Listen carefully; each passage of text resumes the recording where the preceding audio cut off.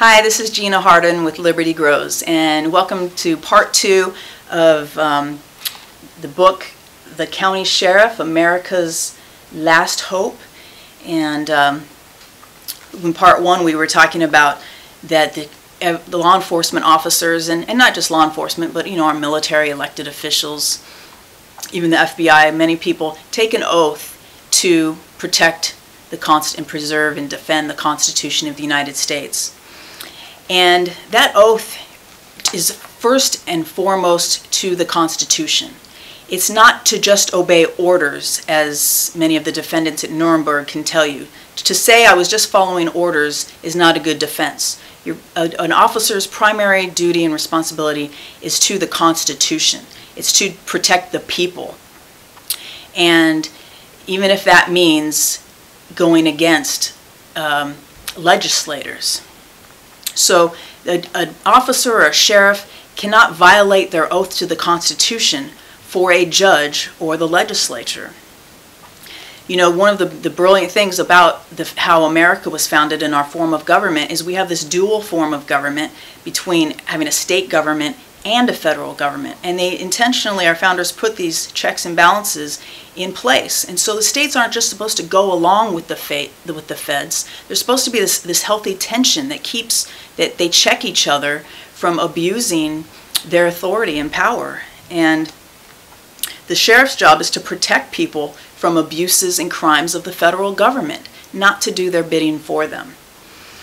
So the size of government is directly proportional to the amount of liberty we have. As government grows, our liberty shrinks. As government shrinks, our liberty grows. But there's another important thing you have to understand, that self-government is directly proportional to the amount of external and civil government that we have. So when Americans are a moral and virtuous people and are self-governing, then we don't need a heavy-handed federal government to make these regulations, because we're already doing it. There's no need for all these extra laws. But as we begin to lose our self-government and become immoral and unlawful people and abuse the liberty that we've been given, well then it takes more civil and federal government to keep lawless people in check. So we were talking, last time I said we were going to talk about what the definition of tyranny is. And let's see, I actually made notes. As I was reading this book, I was underlining and even wrote the definition of tyranny in here. And what it is, tyranny is arbitrary or despotic exercise of power. Okay, what is arbitrary? Arbitrary means depending on the will or discretion, not governed by any fixed rules. Arbitrary power is most easily established on the ruins of liberty abused to licentiousness. So why do we have this arbitrary power going on?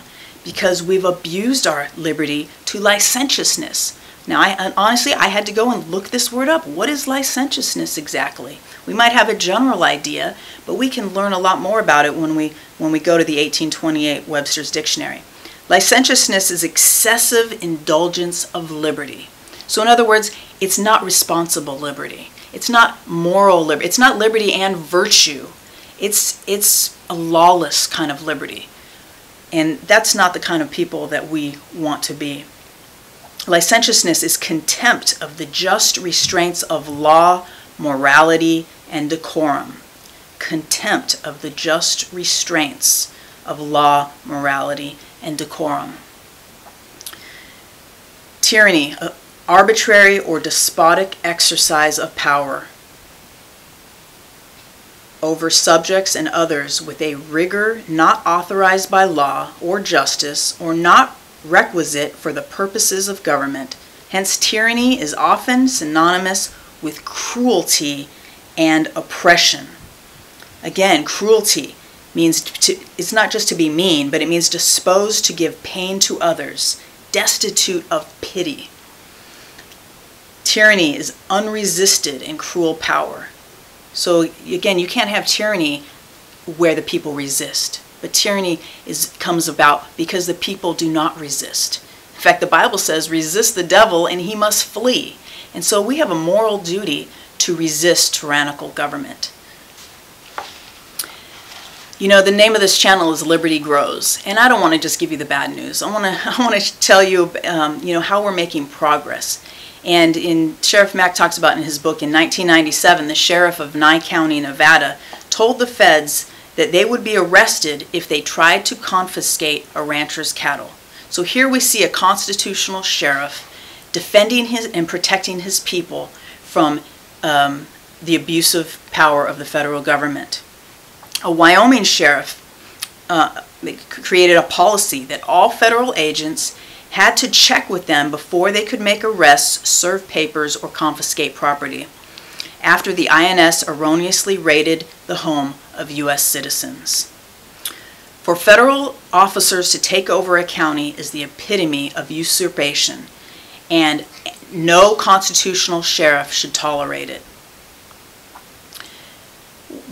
Our founders intended for there to be constitutional safeguards at each level of government, at the state level. That's why we have, you know, even the judicial, executive, and legislative. And the sheriffs are part of the executive branch of government. Nothing supersedes the Bill of Rights. Its violation is treason.